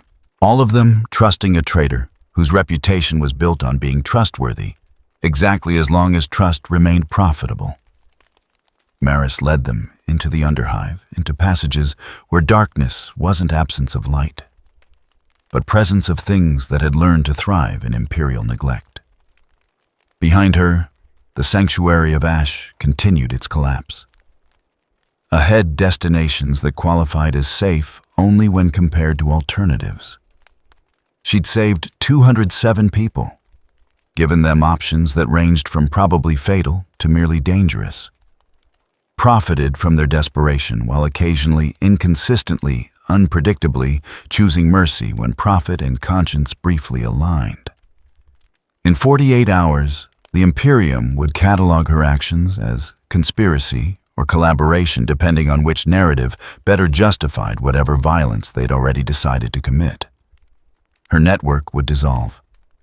Her reputation would become liability. The people she'd saved would become evidence of crimes she hadn't committed but couldn't disprove.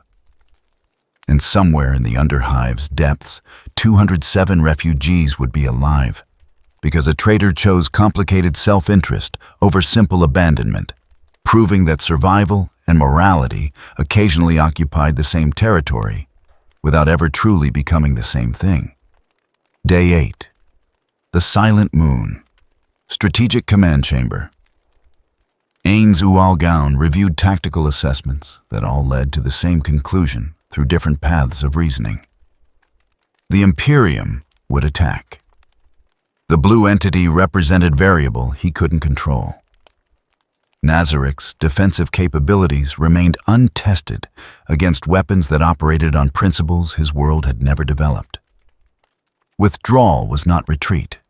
He had explained this to the Guardians 17 times across the past 4 hours, each explanation refining the distinction between strategic repositioning and abandonment of position. The repetition was necessary. The Guardians understood tactics. They struggled with the concept that victory sometimes meant surviving long enough to fight differently. Demiurge's projection materialized in the chamber's center. His expression maintaining perfect composure, despite the urgency encoded in his posture.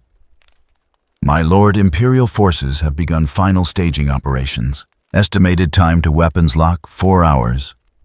Grey Knight's drop ships have launched from orbital platforms. Estimated planetary intercept, 90 minutes.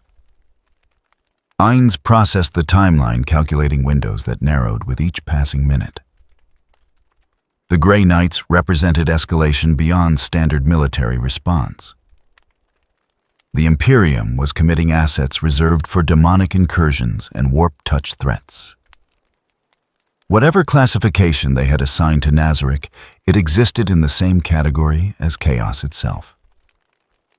Execute protocol, Avalon Ainz ordered.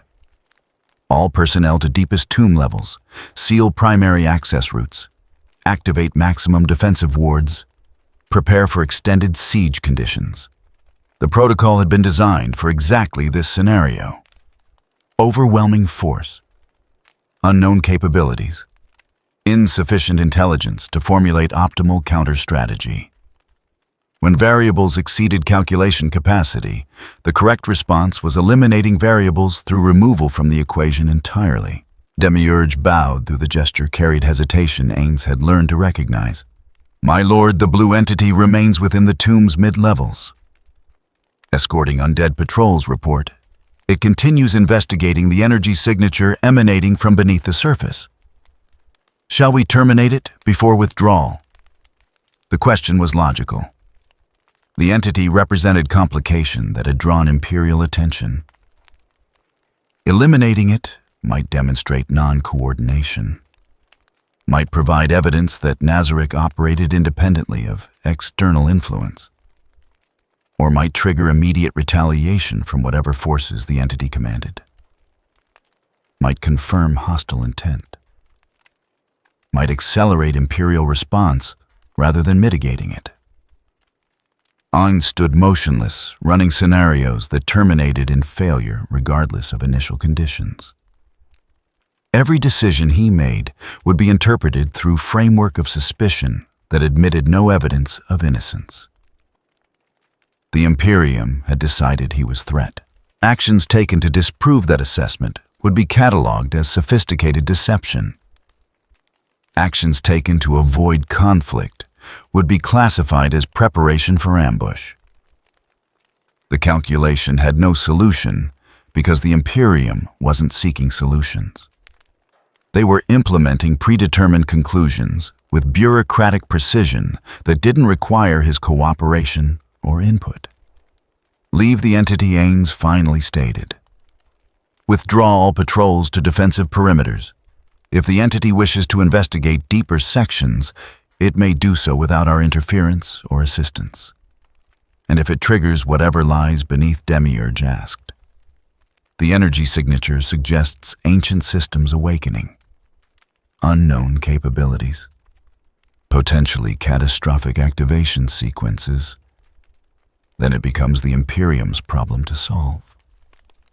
Ainz moved to the chamber's viewport, looking out across the silent moon's surface toward orbital platforms that grew brighter as ships adjusted position for optimal firing solutions. "We did not activate those systems. We did not invite the entity to investigate them. Whatever happens next occurs without our participation." The logic was clean, defensible, completely inadequate as actual strategy because the Imperium would interpret Nazarick's withdrawal and the entity's continued operation as evidence of coordination rather than independent action. But inadequate strategy was still superior to strategies that guaranteed immediate destruction. "Execute the protocol," Ainz repeated. "And Demiurge, ensure all Guardians understand this is not abandonment. This is preservation. We withdraw to positions where our defensive advantage becomes absolute, where Imperial force, regardless of magnitude, must come to us through choke points we control." "Understood, my lord." The projection faded, leaving Ainz alone in the chamber with decisions that felt increasingly like choosing between variations of defeat. He activated the scrying array one final time, reviewing feeds that showed Imperial preparations reaching completion. The guard had surrounded the hive sanctuary. Arbites had established detention protocols for mass processing. The battleships had finished calculating bombardment solutions that would sterilize the moon's surface if ground assault failed. And in the tomb's mid-levels, the blue entity continued deeper investigating an energy source that Ainz's own analysis suggested was better left dormant. Whatever ancient civilization had built this moon, they had buried something in its core that radiated power signatures incompatible with any classification system Nazarick's archives recognized. The entity thought it was investigating refugee disappearances, finding truth about murders that had been fabricated to create exactly this scenario. It moved with determination that suggested it hadn't recognized the trap because the trap was large enough to encompass everyone, and from inside a trap that size, the bars looked like architecture rather than containment. Ainz could warn it, could send message through the undead patrols that had been escorting it toward deeper sections. could explain that investigation was leading precisely where someone wanted it to lead, toward activation of systems designed to remain inactive. But warning required communication. Communication would be recorded by Imperial observation platforms. Recorded communication between anomalies would become final proof of coordination, eliminating any remaining possibility that the Imperium might reassess their classification. The mathematics was brutal in its clarity. Helping the entity guaranteed Nazarik's destruction. Abandoning it to whatever lay beneath the moon merely made destruction probable rather than certain. Ainz made the calculation that had become his signature across every crisis he'd faced since arriving in this universe. Survival of Nazarik took absolute priority. Everything else was acceptable loss. He deactivated the scrying array, sealed the command chamber, began the descent toward tomb levels that had been prepared for exactly this contingency. The Guardians would already be moving, executing protocols they'd drilled countless times. Albedo would ensure no one hesitated. Demiurge would verify every seal activated properly. The defense would be perfect, because perfection was all they had against forces whose capabilities exceeded known parameters. Behind him, the silent moon began its transformation. Corridors sealed, wards activated. The Xenos architecture that had permitted passage now configured itself for absolute denial. What had been tomb pretending to be accessible became fortress admitting nothing except sustained bombardment or patient siege. And deep beneath the surface in chambers that had been dormant for millennia, something felt investigation approaching and began preparing welcome that ancient builders had designed for intruders who wouldn't recognize warnings until warnings became irrelevant. Ainz reached the primary defensive level 73 minutes before Grey Knights entered orbital descent. The timing was acceptable, not optimal. The optimal timeline would have permitted additional fortification, would have allowed more thorough preparation of fallback positions. But acceptable was all that remained when optimal had expired hours ago with decisions he couldn't change and wouldn't regret. The Guardians assembled in the central chamber. Albedo to his right, Demiurge to his left. Others arranged in formation that was ceremonial and tactical simultaneously. They looked to him for confidence he manufactured through skeletal stillness that concealed the anxiety their devotion demanded he never reveal. "We have withdrawn to absolute defensive advantage," he stated, voice projected through magical amplification that carried to every Guardian regardless of position. The Imperium believes this demonstrates guilt. Let them believe what serves their narrative. We know the truth. We came to this moon seeking knowledge. We avoided conflict where conflict was avoidable. We extended courtesy to entities that arrived after us. These facts matter less than Imperial interpretation, but they remain facts nonetheless. He paused, allowing the words to settle, allowing the Guardians to process justification that was simultaneously true and irrelevant.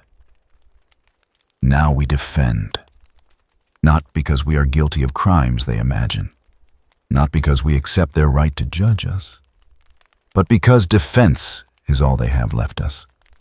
They bring Grey Knights, ancient weapons, orbital bombardment, forces sufficient to destroy conventional targets many times over. Ainz gestured toward the sealed corridors that formed their defensive perimeter. "We are not conventional targets. We are Nazarik, and they are about to learn the cost of attacking what they do not understand."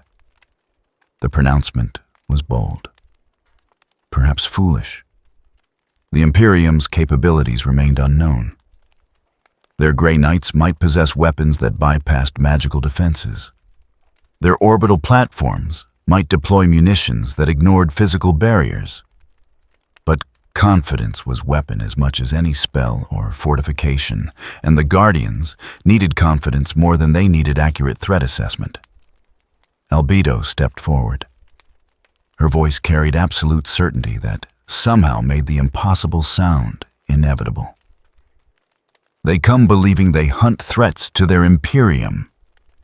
They will learn they have found exactly what they feared. And that fear was insufficient preparation. The Guardians responded with affirmation that shook dust from ancient walls, ready for siege that might last days or weeks or months, depending on how long the Imperium chose to commit resources to eliminating targets that refused to die easily. Ainz watched them prepare, watched defensive protocols activate, watched the silent moon transform into fortress that would require exceptional violence to breach. And he permitted himself brief acknowledgement that this outcome, while not intended, was still preferable to alternatives where Nazarick faced annihilation through cooperation or compromise. At least in siege, victory was determined by endurance rather than interpretation, by walls that held or didn't, by forces that persisted or failed. Simple mathematics of violence and resistance, without the complexity of trying to prove innocence to authority that classified innocence as sophisticated deception. The Grey Knights would arrive soon, would find a moon sealed against entry, would face decision of committing to extended siege or escalating to bombardment that might destroy what they sought to investigate. Either way, Nazarick would endure, would survive, would demonstrate that some things could not be eliminated simply because bureaucracy decided they represented unacceptable risk. The blue entity was on its own now. Its investigation, its danger, its fate independent of Nazarick's survival. Ainz had made his choice. Clean withdrawal, absolute defense. Survival purchased through abandoning variables he couldn't control. Whether that choice was wisdom or cowardice would be determined by who remained standing when the siege finally ended. Day 8. Pax Veritatis. Inquisitor's Sanctum. Interrogator Lyra Morn stood before the physical document that would transform observation into execution. The ash warrant lay on consecrated parchment, its text precise in the way legal instruments became when documenting annihilation. Every paragraph justified. Every clause supported by evidence that correlated perfectly, despite never quite proving causation.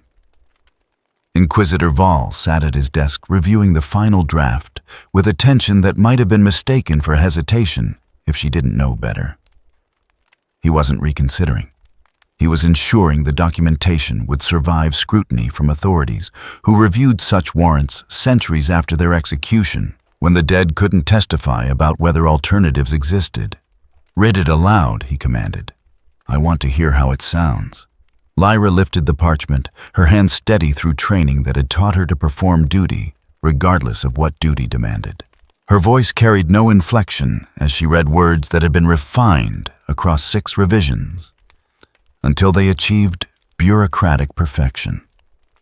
By authority vested in Inquisitor Severin Val of the Ordo Malleus, and in accordance with Imperial doctrine regarding Xenos threats of unprecedented classification, this ash warrant authorizes immediate cleansing operations within Gethsemane reach as follows. First, orbital bombardment of the silent moon designated Target Zone Alpha, to commence upon Grey Knight's confirmation of surface conditions incompatible with ground assault. Second, ground assault on Hive Sanctuary designated Target Zone Beta, with authorization for maximum force deployment against all entities demonstrating resistance to Imperial authority. Third, detention and classification of all civilians present within target zones, with standing authorization for summary execution, should resistance manifest or cooperation prove insufficient. She paused, reading ahead to the section that transformed legal document into death sentence. Evidence supporting this action includes coordinated movement between anomalous entities, demonstration of capabilities exceeding Imperial classification standards, correlation between entity presence and civilian disappearances, communication intercepts suggesting command structure coordination and failure of entities to submit to Imperial authority when confronted. Combined weight of evidence indicates threat level incompatible with standard containment protocols. Immediate action is necessary to prevent escalation beyond current sector.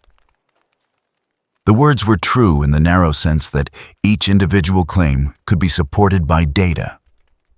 The coordination was real if you ignored that both entities had avoided killing each other rather than fought alongside each other. The capabilities were genuine, even though they'd been demonstrated defensively rather than offensively. The civilian disappearances correlated with entity presence, the way sunrise correlated with roosters crowing. Mistaking sequence for causation.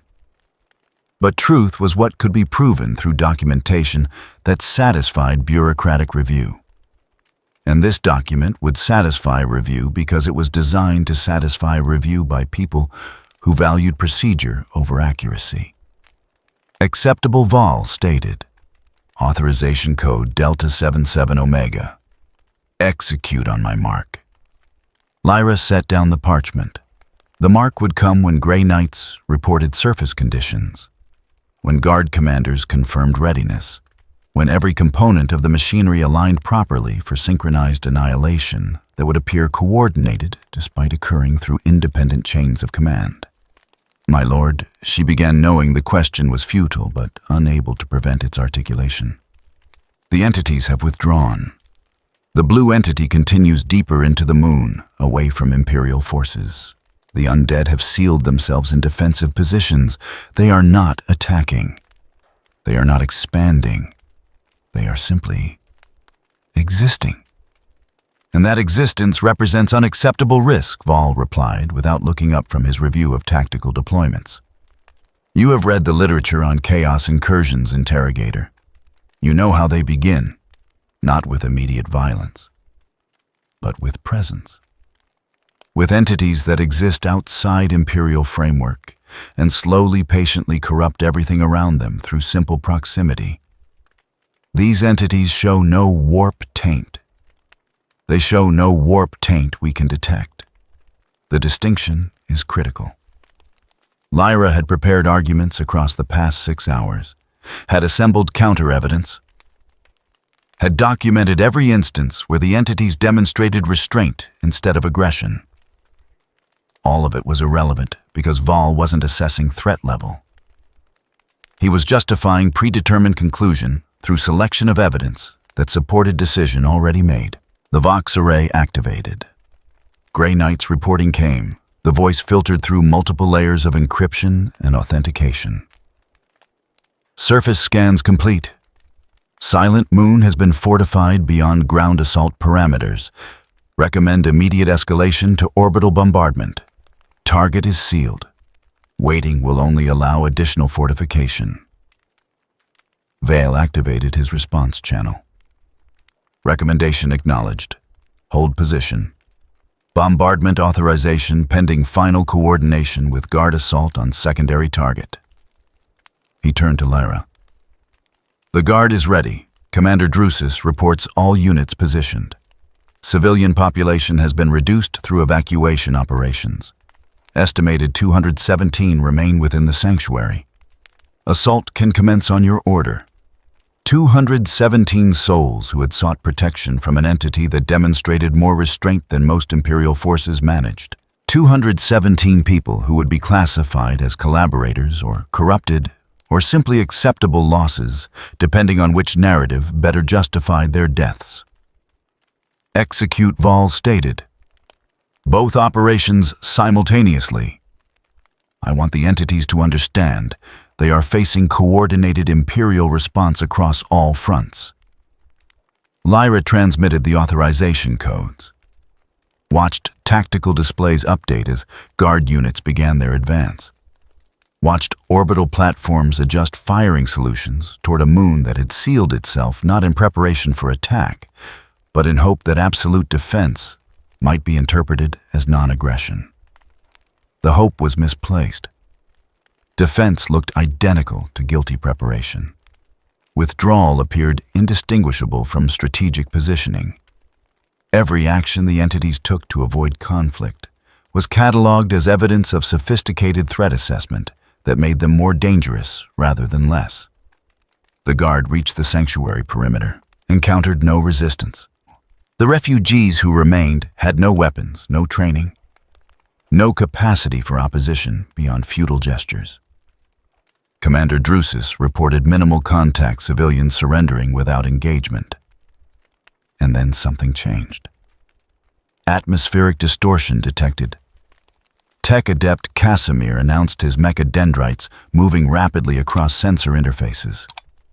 Origin point sanctuary zone.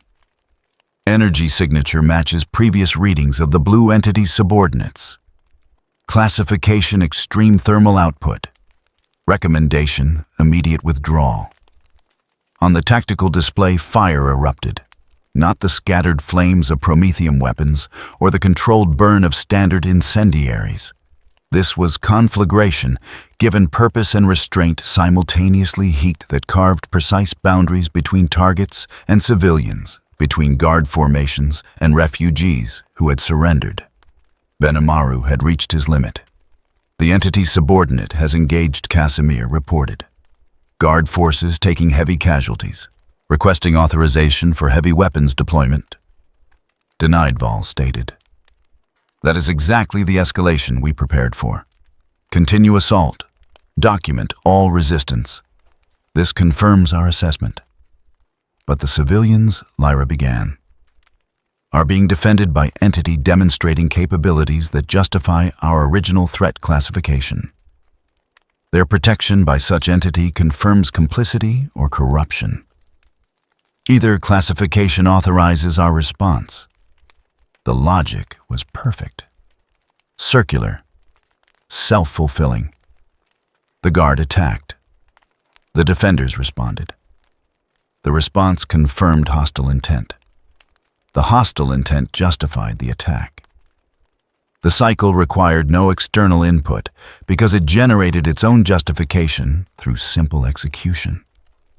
On the silent moon, orbital platforms locked firing solutions. The Grey Knights reported readiness. The fortress that Nazarick had become waited in darkness for a bombardment that would test defenses designed for different universes' physics. And deep within the moon's core, something activated. Not gradually, completely.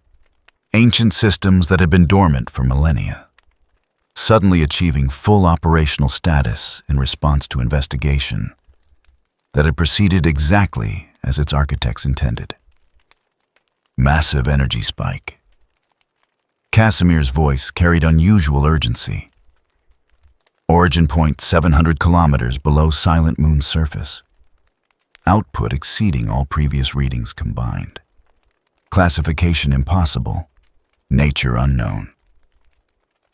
Vol stood moving to the tactical display with speed that suggested concern finally penetrating certainty. Show me. The hololith displayed readings that made no sense. Energy patterns that violated fundamental principles. Spatial distortions that indicated reality itself was being revised according to parameters nobody present understood. The blue entity reached the source Casimir stated, and something has responded. Vol studied the displays, watched energy signatures escalate beyond any scale the Imperium used for threat classification, made calculation that took 3 seconds. Execute bombardment. Both targets, maximum yield, immediately. The authorization codes transmitted. The orbital platforms began firing sequences that would sterilize the moon's surface and collapse the hive sanctuary's upper levels. Weapons designed to crack planets deployed against targets that had been classified as threats before anyone understood what they actually were. Lyra watched the displays, watched fire fall from orbit, watched the sanctuary burn, watched ancient systems activate beneath the silent moon in response to investigation they had been designed to receive. The ash warrant lay on Vol's desk, signed, sealed, executed. A piece of parchment that had transformed uncertainty into action, observation into annihilation. correlation into causation through bureaucratic precision that required no proof beyond documentation that satisfied procedure. Everything was proceeding as doctrine demanded. The entities would be destroyed or contained. The civilians would be eliminated or classified. The sector would be secured through application of force sufficient to eliminate all variables that couldn't be controlled. And if the entities had been innocent, if the correlation had been coincidence, if restraint had been genuine rather than sophisticated deception, if two beings from other universes had simply wanted to survive in a galaxy that offered no category for peaceful coexistence with the unknown. Well, the Imperium would catalog those possibilities as irrelevant compared to the certainty that could be achieved through annihilation, would file the ash warrant in archives where it would rest alongside thousands of identical documents, would move forward to the next sector, the next threat, the next choice between investigation and elimination. And the cycle would continue, because the cycle was the system, and the system was what survived when individual lives and potential innocence and alternative possibilities were all sacrificed to the doctrine that uncertainty was more dangerous than excess caution. Lyra stood in the strategium, watching the cleansing begin, and understood that truth didn't matter.